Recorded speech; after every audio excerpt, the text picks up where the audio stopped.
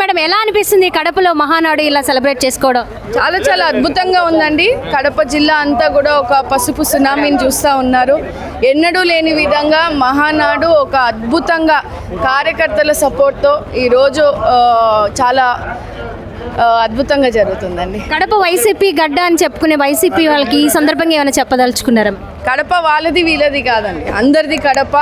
ఎక్కడైనా మనము తెలుగుదేశం పార్టీ ఎక్కడ ఉన్నారు, తెలుగు జాతి ఎక్కడ ఉన్నా కానీ తెలుగుదేశం అక్కడ ఉంటుందని కూడా తెలియజేస్తూ ఉన్నాము.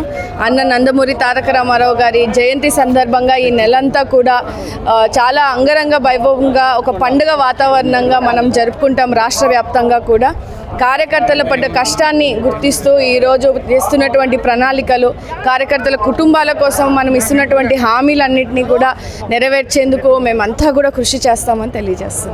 Thank you.